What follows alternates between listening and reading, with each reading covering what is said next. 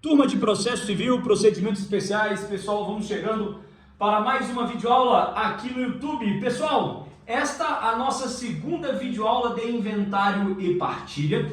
Eu terminei a videoaula anterior e disse o seguinte, que eu teria o cuidado da gente ter aí a continuidade em relação aos nossos tópicos. Nós terminamos no tópico 8, falando ali do procedimento. Em verdade, a gente vai continuar no tópico 8 ainda.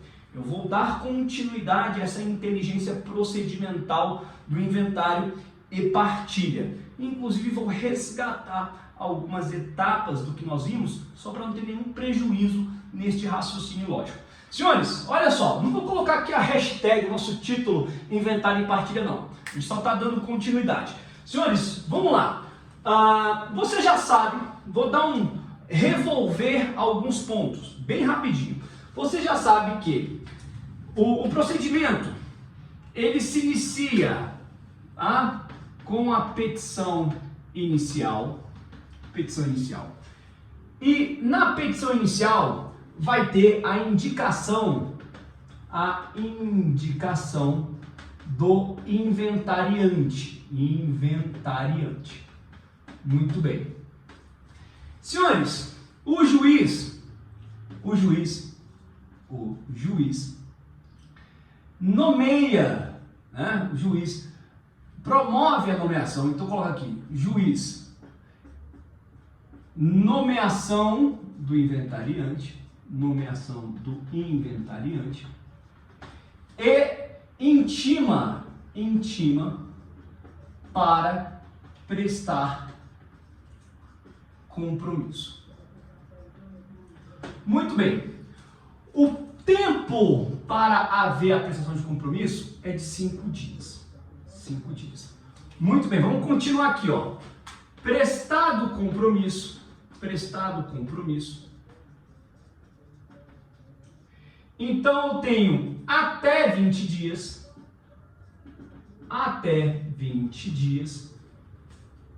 Para o inventariante apresentar colocar aqui, isso aqui é importantíssimo, as primeiras declarações. Nós já sabemos em que consistem as primeiras declarações. O inventariante, aquele que foi nomeado, você já sabe que a relação para quem quer ser inventariante, há uma predileção estabelecida pelo Código, há uma predileção lá no artigo 616, há uma predileção estabelecida pelo Código, ao contrário da legitimidade para deflagrar o inventário, para entrar com a petição inicial, que é uma legitimidade concorrente. Aqui eu tenho uma preferência estabelecida pelo Código. A nomeação do inventariante, o juiz intima o inventariante para prestar compromisso no prazo de 5 dias, prestado compromisso até 20 dias para apresentar as primeiras declarações. As primeiras declarações consistem em indicar, trazer todos aqueles que são herdeiros, todos os bens do decujus, o autor da herança, todas as dívidas conhecidas, tudo com as devidas qualificações. Muito bem. Senhores, olha só. É verdade que após as primeiras declarações, então agora a gente vai ter um novo prazo. Um prazo para manifestação pelos demais herdeiros. Senhores, esse prazo para manifestação pelos demais herdeiros, então, ou seja, um prazo comum de 15 dias. Porque os outros herdeiros vão se manifestar sobre isso daqui. O que o inventariante disse? Será que esqueceu de alguma coisa? Será que tem um bem aí que não foi colocado? Será que ele não tem conhecimento de algo? Será que ele preteriu algum herdeiro? E aqui eu quero lançar algo que nós não dissemos na primeira videoaula. Senhores, existem duas situações diferentes. Olha aqui para mim, vamos lá. Existem duas situações diferentes. Olha aqui, coloca rascunho, tá? Coloca aí em algum lugar no seu caderno, rascunho. Uma coisa é o herdeiro ser preterido. E outra coisa é o herdeiro ser questionado. Ou seja, nas primeiras declarações, pode ser que alguém que seja herdeiro não foi contemplado como herdeiro.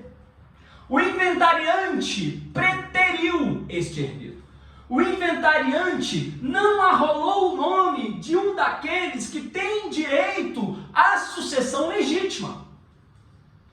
Preteriu.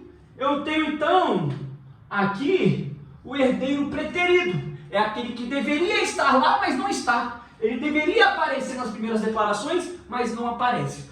Pessoal, este herdeiro preterido, ele pode se habilitar então no inventário. Ele chegou, ó, o inventário do meu pai está tramitando aí, não fizeram referência ao meu nome, mas eu sou filho.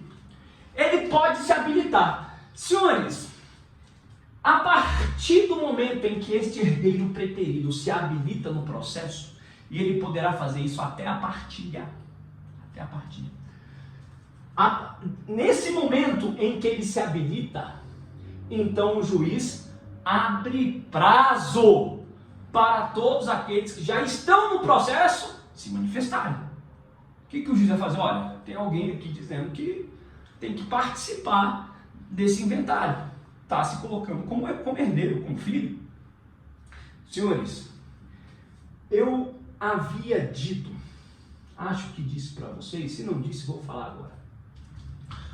Toda discussão no inventário, acho que eu disse isso, não sei se foi no nosso encontro, porque quando nós tivemos o encontro via Google Meet, que eu introduzi a matéria, eu tinha gravado um vídeo apenas. Olha só, todo imbróglio, toda discussão no inventário que não puder ser solucionada à luz de prova documental, o juiz remete para as vias ordinárias. Ok? Então essa discussão do herdeiro preterido e também daquele herdeiro questionado, o que é o herdeiro questionado? É aquele que aparece nas primeiras declarações, mas alguém questiona a condição dele. Então eu tenho aquele que não aparece, é o preterido, e tenho aquele que aparece, mas é questionado sobre tal condição, sobre a condição de herdeiro. Portanto, herdeiro preterido ou herdeiro questionado. Senhores, quaisquer dessas duas situações, se elas não puderem ser solucionadas tão somente à luz de prova documental, o juiz remete para as vias ordinárias. Qual que é a diferença? A diferença é que com relação ao herdeiro preterido, o que o juiz vai fazer? O processo de inventário e partilha vai continuar. Vai continuar o procedimento, vai continuar. Só que o juiz determina que o quinhão correspondente a este herdeiro preterido, se realmente herdeiro for, fique separado sob os cuidados do inventariante. Olha que ironia, exatamente o inventariante que ocultou o herdeiro, é porque o código, o pessoal não sabe se essa ocultação foi dolosa ou se realmente se desconhecia. Às vezes a família toda não sabia que tinha um filho, acontece. Tinha um filho lá em outra cidade, onde ele se formou, o cara fez medicina, fez a faculdade em outra cidade, teve uma relação lá, teve um filho, nunca se soube. E agora o filho apareceu. Acontece. Né? Pro desespero da mãe, da companheira, da cônjuge. Porque o que a cônjuge, a companheira pensa? Poxa, eu construí toda uma vida aqui junto com meu marido, em prol da minha família, minha, dos meus filhos, e agora eu tenho que ceder parte do meu patrimônio para um filho que eu nem sabia que existia. Esse tipo de reivindicação chega aqui no escritório. Tá? Senhores, muito bem. Os bens deste herdeiro preterido, então, ficarão sob a guarda. O quinhão correspondente vai ficar ali sob a gestão do inventariante, até que se resolva ali nas instâncias ordinárias. Agora, quanto ao herdeiro questionado, aí o inventariante não fica na gestão, não. O juiz vai mandar o juiz sobresta esses bens. Tá? Vai colocar em algum lugar, vai nomear um depositário, mas não fica com o inventariante. É isso que eu quero que vocês saibam. Herdeiro preterido, enquanto se discute se é herdeiro ou não, o inventariante fica tomando conta. Agora, com o herdeiro questionado, não. O herdeiro questionado, o juiz pode atribuir a qualquer outra pessoa. Okay? Inclusive inventariante, porventura, mas não necessariamente como o código determina em relação ao herdeiro preterido.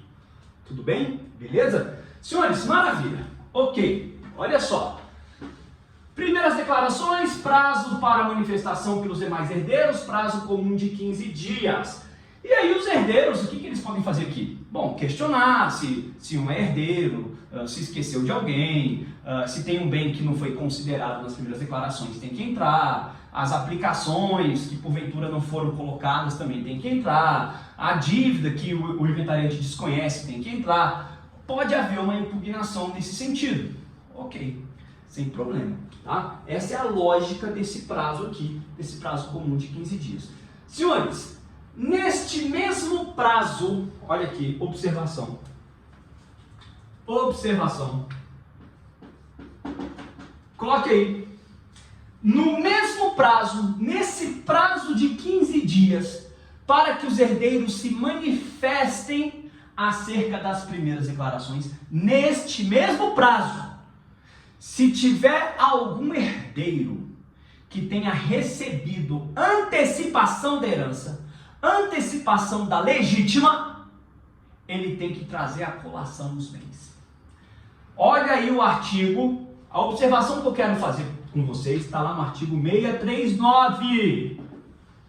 Artigo 639 do Código de Processo Civil diz que aquele herdeiro que foi contemplado com bem em vida, ele tem que trazer a colação agora, neste prazo aqui, para se manifestar a respeito das primeiras declarações. Ele obrigatoriamente tem que trazer os bens à colação. Por quê? Exatamente para a gente identificar se aquele bem, se aquela antecipação foi idônea. Porque, porventura, pode ser que o herdeiro tenha recebido um bem que suplante, que supere a parte disponível. Qual que é a parte disponível mesmo? 50%. Pode ser que o autor da herança tenha deixado para algum herdeiro em específico um bem, um determinado bem, só que aquele bem corresponde a mais 50% do patrimônio. Não pode, isso não pode acontecer. Pode ser que, a título de antecipação da herança, tenha se dado um bem a um determinado herdeiro, só que em verdade aquele bem ele supera 40% do seu respectivo quinhão. Então, quer dizer, se cada um dos herdeiros ficou ali com 40%, tem dois ali, dois herdeiros necessários, ele ficou com mais de 40%. Não pode. Veja, quando vai fazer a partilha, o esboço da partilha, tem um percentual do patrimônio para cada um. Se o bem que foi dado a título de antecipação da legítima supera esse percentual, isso quer dizer que está havendo uma injustiça aí no aquinhoamento, na distribuição do patrimônio. Eu posso receber a título de antecipação da herança? Bem, posso. Até posso. Agora, peraí. Eu posso receber isso a título de antecipação, mas eu não posso receber mais do que eu receberia caso eu não tivesse recebido. Então, acaso o donatário, esse herdeiro que foi contemplado, ou qualquer outra pessoa que tenha sido contemplada com bem, o donatário, que tenha recebido mais do que deveria receber, mais do que se poderia receber, então ele tem que trazer o bem aos autos. Traz o bem aos autos, por quê? Porque vai ter uma parte inoficiosa. O que é a parte inoficiosa? Você vai ler no código. parte inoficiosa. Parte inoficiosa é aquela parte que não poderia ser dele, que supera o direito que ele tem. Então a parte inoficiosa ela tem que ser restituída ao inventário. Professor, mas essa parte inoficiosa, este bem, ele não comporta divisão cômoda. E aí? Bom, veja, vamos supor que esse donatário tenha recebido dois bens. Ele tem recebido dois bens. Um bem fica qualificado como parte inoficiosa. Um ele poderia receber, fica dentro do percentual, direitinho, ok. Este segundo bem que ele não deveria ter recebido. Bom, este segundo bem que ele não deveria ter recebido, ele devolve, ele restitui ao inventário. Ok?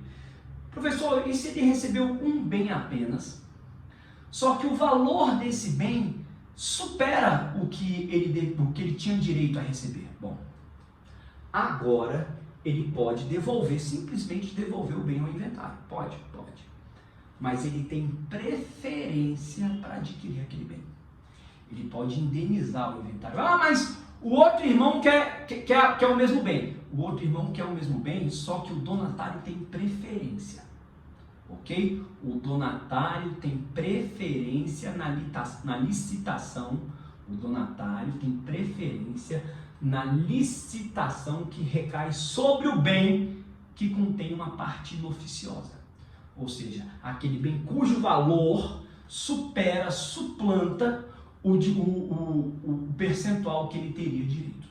Ok, pessoal? Com relação às colações, essa colação tem que ser exercida no prazo das manifestações às primeiras declarações. Então, se você receber um bem em vida que supera o percentual que você teria direito, você tem que trazer ao inventário. Ou você indeniza aquele valor ao inventário, ou se você quiser adquirir o bem, sim, você terá preferência em fazê-lo. Tudo bem? Beleza? Senhores, maravilha. Depois desse prazo aqui de 15 dias, que é nesse mesmo prazo que se exerce a colação do artigo 639, então agora a gente vai para o prazo para a fazenda pública. Olha aqui, ó. Agora, depois que houve aqui o prazo, né, de manifestação em 15 dias, você já notou a observação que neste mesmo prazo exerce o direito à colação. Aqui agora prazo para a fazenda pública. Prazo para fazenda pública.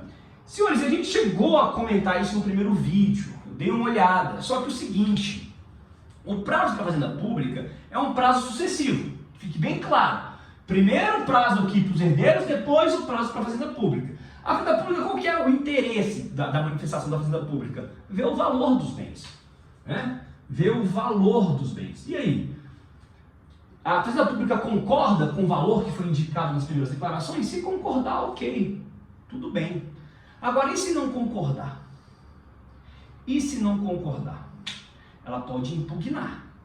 Senhores, havendo impugnação, então o processo vai ter que percorrer o expediente da avaliação judicial dos bens.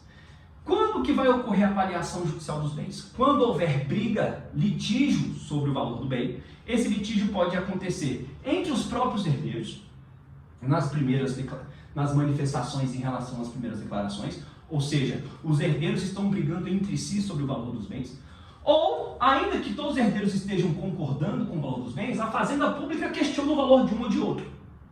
Se a fazenda pública questionar, então, a avaliação judicial. Outra circunstância que impõe a avaliação judicial é se tiver menor. Se tiver incapaz, vai para a avaliação judicial também. Senhores, ok, fazenda pública, então, informou ali o valor dos bens. Senhores, se concordou, não tem problema. Agora, se tiver avaliação judicial, vamos colocar aqui, ó, avaliação judicial. Se tiver a avaliação judicial, e você sabe que vai ter a avaliação judicial sempre que houver litígio entre os próprios herdeiros ou entre a manifestação, ou entre a fazenda pública e o valor que foi considerado nas primeiras declarações. A avaliação judicial ocorreu, então vai vir um laudo. Esse laudo, prazo para as partes, prazo de 15 dias. Comum. Prazo comum de 15 dias. para os herdeiros e para a fazenda pública, que tem interesse no recolhimento do imposto. Senhores, se todo mundo concordar com o laudo, ok, beleza. Tá? Então a gente vai ter um prazo aqui de 15 dias para manifestar sobre o laudo. Se todo mundo concordar com o laudo, ok. Agora, e se houver impugnação no laudo? Bom, se houver impugnação, vou colocar aqui, se houver impugnação, aí o juiz vai decidir. Se o juiz julgar improcedente, o juiz vai fixar o valor dos bens, conforme o laudo. O juiz fixa, se julgar impugnação improcedente, então o valor do laudo é fixado. O valor foi fixado pelo perito, pelo avaliador. Agora, se for julgado procedente, aí o juiz determina que o perito avaliador retifique o valor do bem A, do bem B, de qual bem tenha sido objeto de impugnação, ou se todos os bens forem objeto de impugnação. Tudo bem? Essa é a sistemática. Isso aqui é um braço do inventário que pode acontecer quando a avaliação judicial for exigida. Beleza? Ok. Senhores, vou apagar aqui. Olha só. Olha só. Resolvida, vou colocar o seguinte. Estamos dentro do tópico 8, procedimento. Resolvidas as questões acerca do valor dos bens, então a gente vai ter aqui o prazo para as últimas declarações. O que são as últimas declarações? É uma oportunidade que o código dá ao inventariante para falar assim, o seguinte, vamos calcular o imposto, hein? A gente vai calcular o imposto, porque depois aqui, cálculo do imposto. Vamos calcular o imposto. Não tem mais nada mesmo para entrar não? É tudo isso daí, vocês estão certos disso? Aí o inventariante vai lá e ratifica as primeiras declarações, ou adita, ou faz um aditamento, tá? Em qualquer caso, a gente vai ter um braço aqui também. Vai ter um prazo comum para todos se manifestarem das últimas declarações. É uma oportunidade que o código coloca, que o legislador teve consciência antes de calcular o imposto. Porque imagina, calcula o imposto, aí depois adita mais um bem, vai ter que calcular de novo. Não. Ó, resolvemos aqui o valor dos bens. Tem mais alguma coisa para entrar? Não tem? Então, vamos calcular o imposto. Senhores, nesse cálculo do imposto, prazo comum aqui é de 15 dias também, tá? Prazo comum aqui de 15 dias. Calculado o imposto, prazo comum às partes de novo. Prazo comum. Só que agora aqui, ó, 5 dias. Tá? Senhores, prazo para se manifestar sobre as primeiras declarações, prazo para se manifestar sobre as últimas declarações, prazo para se manifestar sobre a avaliação dos bens, 15 dias. Mas quando for se manifestar sobre os cálculos, aí o prazo é de 5 dias. Tá? Todos os prazos 15 dias. Aqui vai ser o prazo de 5 dias. E aqui, beleza. O que pode acontecer aqui, ó? Pode haver concordância ou pode haver impugnação. Se houver impugnação, vai para o juiz. E aí o juiz pode julgar procedente ou improcedente. Se julgar improcedente, o valor do imposto fica tal como calculado. Agora, se o juiz julgar procedente, então o juiz determina ao contador que retifique o cálculo. Simples assim. Beleza? Maravilha. Senhores, o valor então foi fixado. O valor do imposto foi fixado. Depois que tiver o valor fixado o valor do imposto, então agora a gente vai para a partilha. Não tem partilha sem o pagamento do imposto. Tá bom? Ok? Fixou o imposto, vai para a partilha. Senhores, olha só.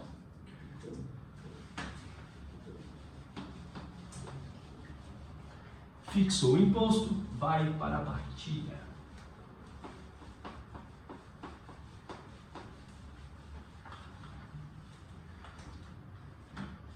Então, eu coloquei aqui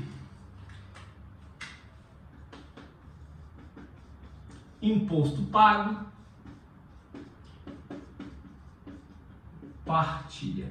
Senhores, a partilha, eu quero, vai lá no artigo 648, 649, que vai ter aqui um princípio que rege a partilha. Tá? Qual que é o princípio que rege a partilha? Máxima igualdade, máxima comodidade e prevenção de litígios. Máxima igualdade, máxima comodidade e prevenção de litígios. Ou seja, senhora, quando fala máxima comodidade é o quê? A partilha tem que ser cômoda, respeitando as condições de cada herdeiro. Se você tem um herdeiro incapaz, não adianta partilhar. Ah, cada um recebeu 200 mil. Tá, mas para o incapaz, coitado, que tem que ser representado e tal, ficou um bem de difícil liquidez, um bem que tem que ser regularizado ainda. Aí não. Aí não é cômodo para o incapaz. Então, máxima igualdade, máxima comodidade e prevenção de litígios. Ok? Qual que é a ordem? A ordem da partilha. A ordem é a seguinte. Primeiro, pagam as dívidas. E eu quero fazer observações a respeito disso aqui. Primeiro, pagam as dívidas. Depois, a ameação do cônjuge companheiro. Perdão. Primeiro, cadê o código? Deixa eu abrir o código aqui, pessoal, só um instantinho. Cadê? Eu pensei que tivesse deixado o código aqui. Sair. Só um instantinho, pessoal, já retorno aqui. Queria ver qual que era o artigo que estava realmente. Deixa eu pegar aqui pelo computador. Já retorno, pera aí.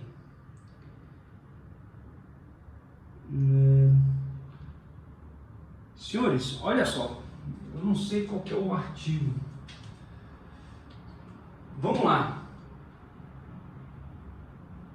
Primeiro paga as dívidas. Queria apontar o artigo. Depois a ameação do cônjuge. Depois a ameação disponível.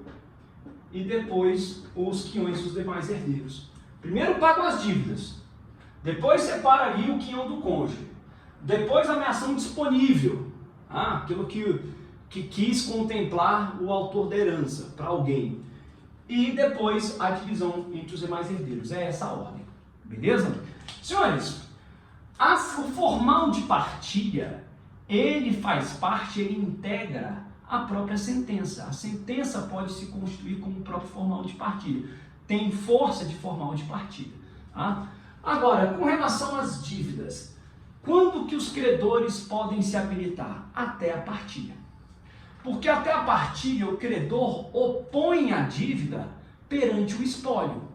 Depois que partilhou, o credor pode cobrar? Pode. Só que ele vai ter que cobrar proporcionalmente de cada herdeiro, segundo o que cada um recebeu. Então é melhor que ele cobre, que ele se habilite no inventário antes da partilha, porque ele cobra do espólio como todo. Tudo bem? Senhores, pode o credor, raciocina aqui comigo, pode o credor, ao cobrar uma dívida, ele pode querer um bem do inventário? Pode. Ele pode adjudicar para si. Toma um bem do inventário do espólio para si como forma de pagamento. Só que para isso acontecer, todos os herdeiros têm que consentir.